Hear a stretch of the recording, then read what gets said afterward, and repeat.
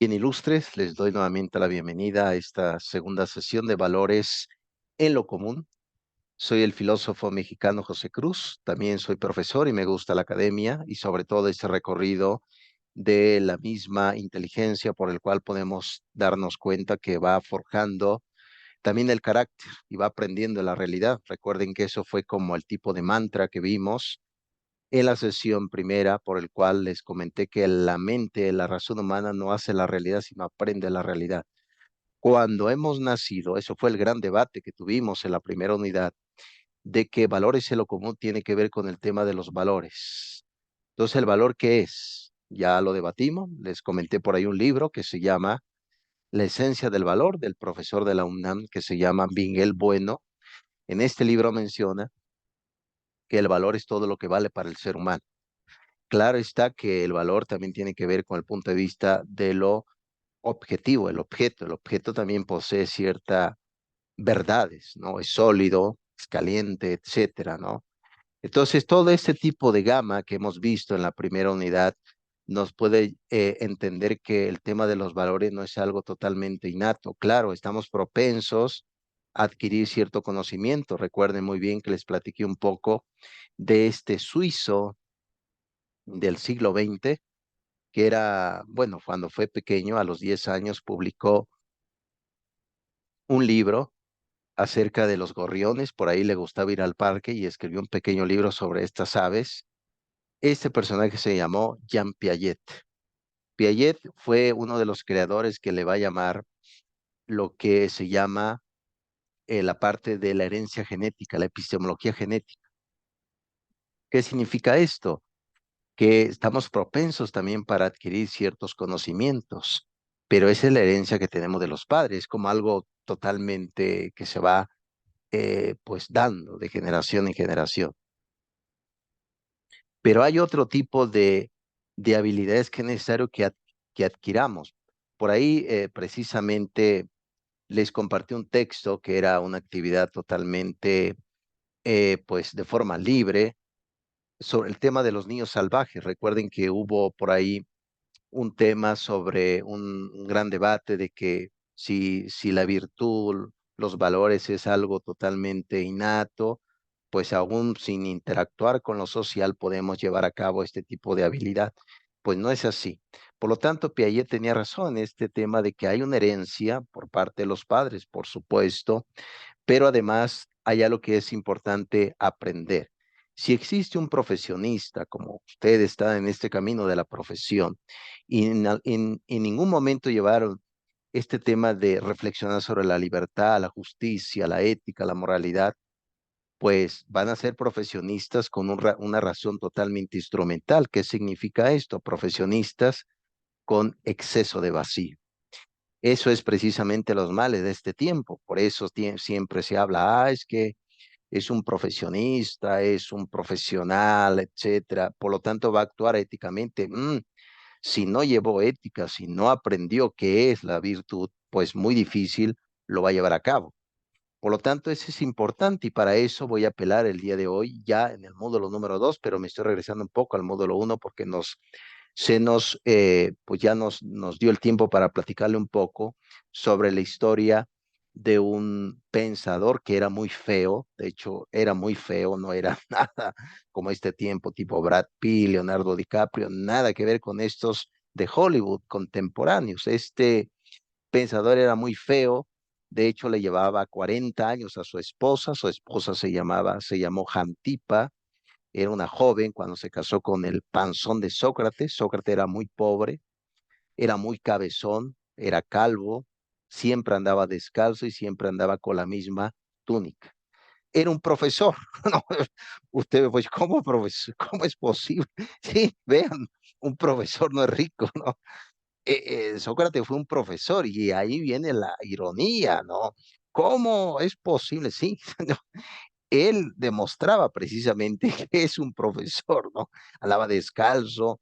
Y recuerden que en esa época, estamos hablando del siglo ya quinto, antes de Cristo, un docente no cobraba por enseñar.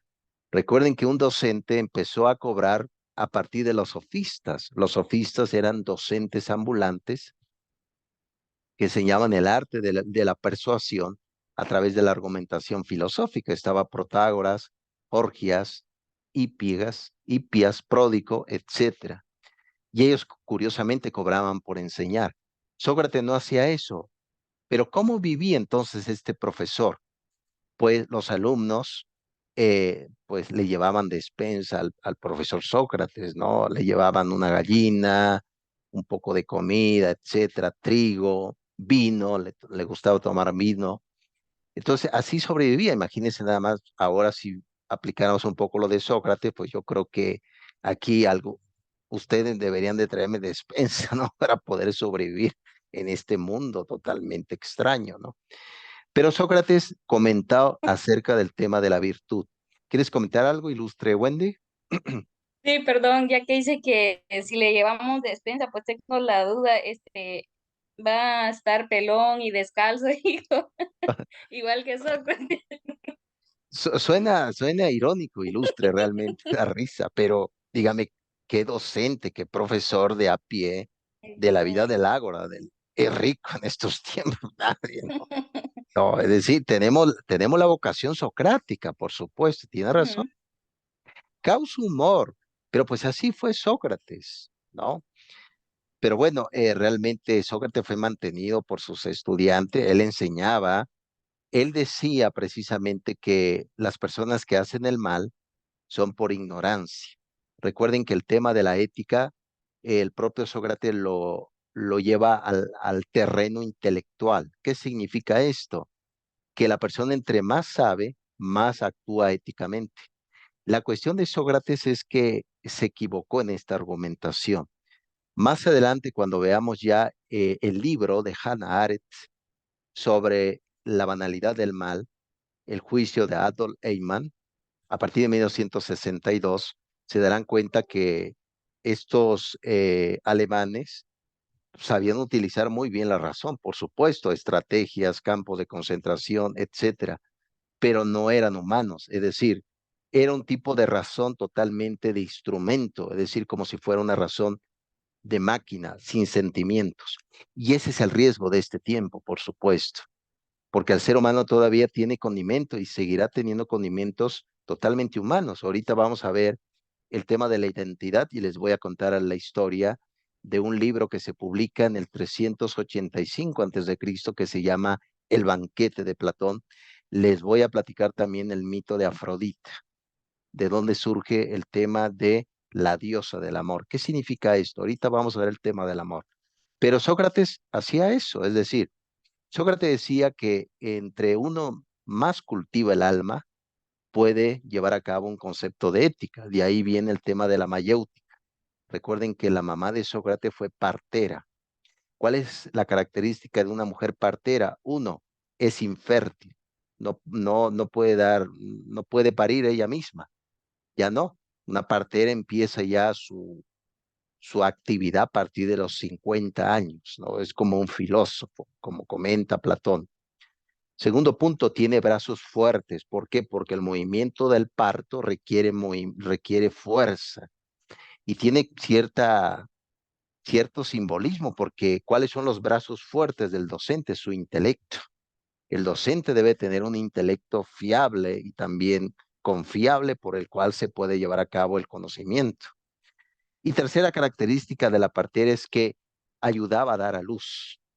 Por lo tanto, Sócrates toma esa idea de la mayéutica, que significa el arte de parir, y lo lleva al ámbito intelectual, filosófico, ético. Por lo tanto, dice Sócrates que él simplemente sé que no sé nada. Esa era la argumentación de Sócrates. Por lo tanto, te hacía algunas preguntas para que tú pudieras ir poco a poco reflexionando en decir, bueno, yo he dicho que sé mucho, pero ahora me doy cuenta que no sé nada. Recuerden que Sócrates tuvo un discípulo que se llamó Querefonte, y fue al oráculo de Delfos. El oráculo de Delfos era como si fuera Walter Mercado, versión griega, ¿no? Había ahí unos sacerdotes, todos encapuchados, había una pitonisa, una mujer que entraba como tipo ataques, era poseída por el espíritu del dios Apolo y te decía el futuro, pero te lo decían en términos como enigmáticos que tú deberías de traducir. Entonces Querefonte le preguntó, dime quién es el hombre más sabio de Grecia. Entonces el oráculo contestó sin dudarlo, es Sócrates. Y Sócrates, pues cuando le dijo Querefonte a Sócrates, Sócrates dijo, pues yo no sé nada, ¿no? ¿Cómo es posible que este oráculo? Y dije, yo sé, pero yo no sé absolutamente nada. Entonces se fue a preguntar a político. Bueno, los políticos ahora creen que saben todo, ¿no? Eso es lo extraño de este tiempo. Deberían de utilizar un poco la humildad socrática. Se fue con un escultor y les hizo pregunta, la mayéutica. Entonces un político resultó que no sabía en realidad nada. Entonces Sócrates hizo la siguiente deducción, que el oráculo tenía razón, que él era el más sabio de Grecia. ¿Por qué? Porque conocía su ignorancia. Por lo tanto, recuerden que el tema de la moralidad, de la ética, tiene que ver mucho con la humildad. Somos seres limitados, seres que necesitamos también crecer, adquirir conocimiento, pero no sabemos todo. Yo creo que he ahí donde el propio Sócrates tuvo algo de razón con el tema de una vida sin examen no es digna de ser vivida. Recuerden esto, Seminario de Valores en lo Común se trata de la persona en sí. ¿Qué persona? Como decía Ortega y Gasset, personas de carne y hueso, personas concretas, que piensan todos los días, que luchan por sus proyectos personales, en este caso ustedes que están luchando por su licenciatura. Esas son las personas de día a día que tiene mucho que ver con la reflexión. ¿Qué vamos a hacer? ¿Qué decisiones vamos a tomar el día de mañana? Si la decisión que voy a tomar es la mejor o no. ¿Cómo lo sabré? Todo eso tiene que ver con la reflexión de valores en lo común. Recuerden que yo como filósofo les voy a enseñar filosofía en esta materia, por supuesto, porque tiene que ver mucho con la filosofía. Sócrates hizo enojar a los sofistas, a un grupo en particular, como si fuera eh, un grupo político. Anito, Melito, Helicón fueron los personajes, suena como si fuera trabalenguas, ¿no? Familia Peluche, algo así, pero no. Hizo enojar a estos tres personajes y pues esos tres personajes levantaron falsos, cosa que se da actualmente. ¿Qué falso levantó? Que cobraba por enseñar, cosa que Sócrates no, él vivía de sus estudiantes, él no cobraba. El primer punto. Segundo, que enseñaban falsos dioses. Y el tercero, que corrompía a los jóvenes. Entonces, por este tipo de dificultades, Sócrates fue condenado, pero se le dio una oportunidad de largarse de Atenas, e irse por ahí a otra isla. Y Sócrates dijo, no, pues yo tengo que hacerle caso a mi conciencia, es decir, a su daimon, como se dice en griego, su punto de vista. Había una palabra, él decía, hay algo que me habla. Algunos dicen que era la conciencia, no lo sabemos realmente. En esa época la psicología, que mi esposa es terapeuta, ella a lo mejor me está escuchando en este momento, surgió como ciencia a partir del siglo XX, ya se afinó la psicología, pero en esa época no se sabe si era la conciencia. Toma la cicuta, un brebaje natural hecho con hojas de árbol, y le da, le da prácticamente un paro cardíaco y muere el viejo Sócrates. Y pues y a través de eso deja un gran legado, por supuesto. Es decir, es importante la humildad, primer punto. No sabemos todo. Ese es el camino a la sabiduría. Tres, es importante aprender las virtudes. ¿Alguna pregunta hasta acá, ilustre, sobre el panzón de Sócrates?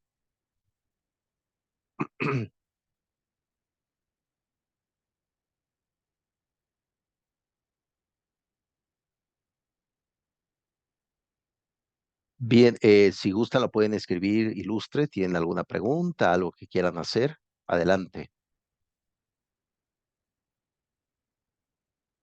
Muy bien, creo que por ahí está. Adelante, Wendy, te escuchamos. No, no, de hecho era decirle que ninguna pregunta por mi parte. Ok, perfecto, excelente, me parece moral.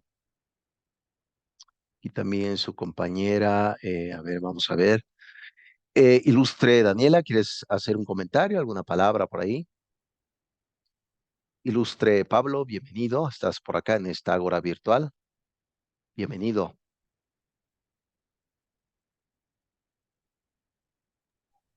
De mi parte tampoco tengo preguntas. Ok, me al ilustre, qué bueno que, es decir, me estoy dando a entender, ¿no? A veces la filosofía habla de una introducción, de la introducción, y no termina abordando, pues, casi nada, ¿no?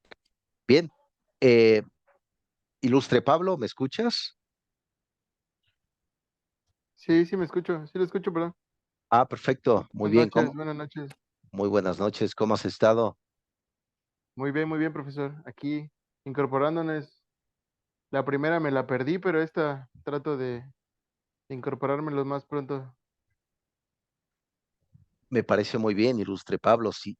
Bueno, siempre es bueno retomar los conceptos. Me da mucho gusto, Pablo. Veo por ahí que te conectaste como al 15, ¿no? Vi por ahí alguna notificación. Sí, acabo de llegar a mi casa. Tuve un pendiente y todo eso, pero pues aquí estoy, profe. Me parece muy bien. Admiro tu carácter.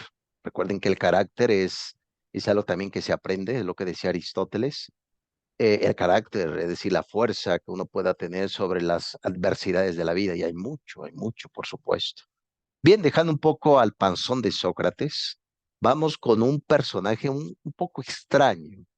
De hecho, aquí con mi esposa tuvimos un perrito callejero que lamentablemente desapareció, que le pusimos Diógenes, ¿no? En honor a este pensador, curiosamente. La palabra, por ejemplo, kinos, viene del griego clásico que significa perro. De ahí viene la palabra cínico, ¿no? La palabra cínico hace alusión a perro. Pero bueno, este tipo de raza filosófica, hablando en términos de si fueran perros, pues sí existió. Hubo por ahí un pensador que se llamó Antístenes. Antístenes pues conocía a Sócrates. Estamos ubicando ya a partir de lo que fue el siglo IV. Y Antístenes fue el fundador de lo que fue la corriente del cinismo. ¿Qué es el cinismo? El cinismo desprecia todo lo social y aprueba las virtudes naturales. Y esto nos recuerda, y ustedes pueden decir, bueno, profesor, esto me recuerda a Juan Jacobo Rousseau en este libro del contrato social de 1762, que dice así en el contrato social: el hombre nace libre y la sociedad lo corrompe. Es lo que decía Rousseau, tiene algo que ver con este tipo de filosofía cínica. Antístenes, pues prácticamente vivió alejado de lo social, y uno de sus discípulos, también hubo una mujer cínica que dentro del lenguaje filosófico se conoce como, bueno, si a los hombres le llamaban perro, a esta mujer hiparquía le llamaban perra. No es una grosería, así se le llamaba a estos filósofos. Y ella era feminista, entonces se le conocía como la perra feminista. Hiparquía fue esposa de Crates, otro filósofo rico que dio todo lo que tenía. Imagínense nada más. ¿Quién puede dar todo lo que tiene a los pobres y irse también como pobre? Óigame, profesor, no me diga eso. Si yo lo que quieres es ser rico, bueno, si quieres ser profesor, no lo será, ¿no? Pero oye, profesor, quiero riquezas tipo Montecristo, quiero todo. Pero imagínense, va a ser todo lo contrario. Qué vida extraña, ¿no?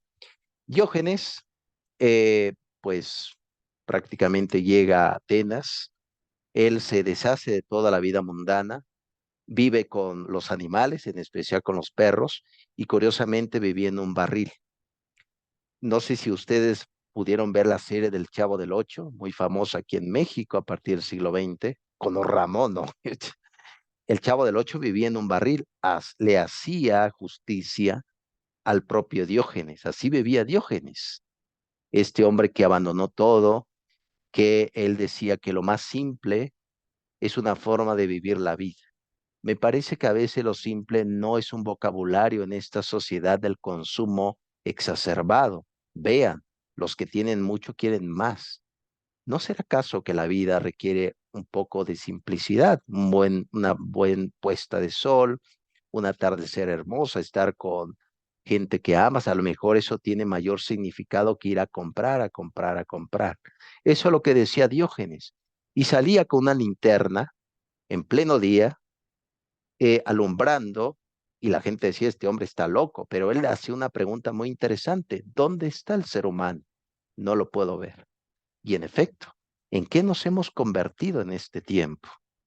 A veces tratamos, en efecto, de buscar pues ciertas versiones auténticas, pero me parece que a veces nos convertimos en algo que no deberíamos de ser, ¿no? Falsedades, etcétera. Es muy difícil. El propio se cuenta en una ocasión que estaba Diógenes tomando el sol, como siempre lo hacía, y se acercó el hombre que en esa época era el hombre más poderoso de todo lo que era la parte de la Acrópolis griega, romana. Se llamó Alejandro Magno. Era tipo Andrés Manuel López Obrador, pero versión griega en esa época, que tenía poder, estaba loco, etc. Llega Alejandro Magno y le dice al propio Diógenes, eh, dime, pídeme lo que tú quieras, te lo voy a dar. Y Diógenes pues estaba tranquilamente mordiendo un hueso, le habían dado un pedazo de pollo y le dice, hazte un lado, no me tapes el sol. ¡Ota, qué pedazo de frase! En vez de decir, dame todo el dinero, dame la presidencia, cosas así, pero pues no. Y eso pasó a la historia porque Diógenes era feliz con lo que tenía, contemplando la vida. Y yo creo que este tipo de filosofía cínica, pues ayuda mucho para estos tiempos, tener lo poco que podamos y con eso ser feliz. Qué curioso, ¿no? Este tipo de virtudes cínicas. Nada más no van a llegar a su casa, van a decir, mamá, papá, soy cínico. Oye, no, un gran escándalo para estos tiempos, por supuesto. La filosofía del perro, la filosofía de los cínicos, Diógenes. ¿Dónde está el ser humano? No lo veo. ¿Qué razón tenía Diógenes? Ojalá que en esta época podamos utilizar la lámpara de Diógenes para poder alumbrar este camino de su formación de ustedes, ilustres, que van pues dando siempre certeza intelectual. De eso se trata, por supuesto.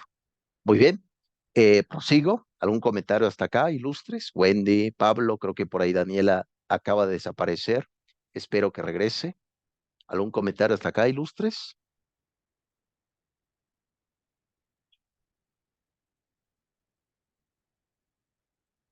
¿Puede escribir por ahí algún punto de Me vista? parece, Adelante, Pablo. me parece interesante los puntos de vista de lo que está diciendo de Diógenes y de los sabios de los antiguos, ¿no? Nos preguntamos ahorita en la actualidad cómo es que somos o por qué creemos lo que creemos, ¿no? O sea, que el cuestionarse está la duda y la duda es significado de ser un eterno aprendiz y pues de eso se trata la vida. Usted acaba de ser puntual con lo que dice, ¿no? Salía con la lámpara a buscar dónde está el ser humano y en esta época pues estamos muy atareados, ajetreados, con tanta información, tantos problemas, tantos detalles, tantos y todo eso y nos olvidamos de nosotros mismos. Exactamente, ilustre Pablo, se me acaba de ir la luz y regresaremos, jóvenes.